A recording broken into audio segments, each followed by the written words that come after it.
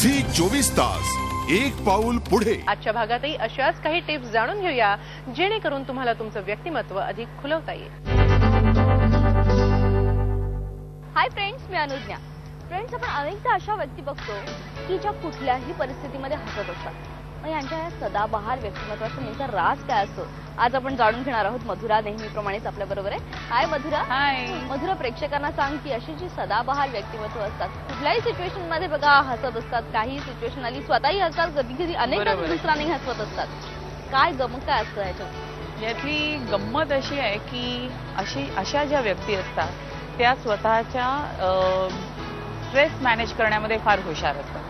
मुळामध्ये आजच्या स्पर्धात्मक युगामुळे प्रत्येक जण तू बघशील तर एका विशिष्ट तणावाखाली वावरत असतो की त्याची एक 3-4 मुख्य कारण आहेत। तर पहिलं आपण असं बघूया की आर्थिक विवंचना का असतात। आज प्रत्येकाला जसं आपण आधी मी म्हटलं की इतक्या गरजा वाढलेल्या आहेत, खरं तर त्या आवश्यक आहे असं नाही, पण सतत आपलं राहणीमान दुसऱ्याच्या सारखं व्हावं ह्या दृष्टीने आपण एक ते मेंटेन करण्यासाठी कुठेतरी एक कॉम्पिटिशन नकळत नकळत हो ते त्या प्रकारचं राहणीमान मिळवण्यासाठी किंवा तशा प्रकारचं हे यश मिळवण्यासाठी जे काय त्यामुळे काय होतं की तुम्ही कुठेतरी कर्ज घेता।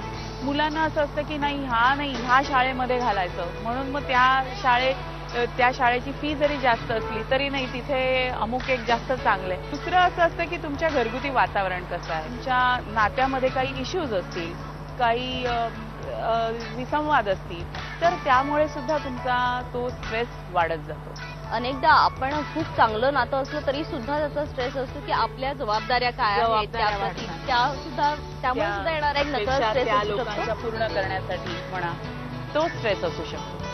तिसरं मी जसं म्हटलं त्याप्रमाणे की तुमचं आरोग्य अतिशय महत्वाचं आहे की तुमचं मानसिक आणि शारीरिक आरोग्य ते जितकं चांगलं असेल किंवा तुम्ही जितकं चांगलं ते मेंटेन कराल मानसिक आणि शारीरिक आरोग्य तितका तुम्हाला स्ट्रेस कमी वाटेल। पण तेच कुठेतरी कमी असेल तर आहे त्या गोष्टीचा तुम्हाला उगाचच जास्त तुम्हाला त्याचा स्ट्रेस वाटू शकतो। आणि नंतर असतं की फार महत्वाचं म्हणजे तुमच्या कामाच्या ठिकाणचं वातावरण। आपण ज्या लोकांबरोबर काम करतो ते किंवा जे काही कामाचं स्वरूप हे सुद्धा तुमच्या स्ट्रेसला कारणीभूत असतं। नंतर असतं की हे सगळं हँडल करणारा तुम्ही कसे आहात, एक मानसिक तुमची जडणघडण कशी आहे, तुम्ही ॲज अ पर्सन किती स्ट्रॉंग आहात। काही लोक एवढं असलं तरी सुद्धा फार काही लावून घेत नाहीत किंवा स्ट्रेस करत नाही, पण एखाद्याची वृत्ती अशी असते किंवा एखाद्याचा स्वभाव असा असतो की तो त्या प्रत्येक गोष्टींनी स्वतःला अफेक्ट करून देतो किंवा अफेक्ट होत असतो। झी 24 तास एक पाऊल पुढे।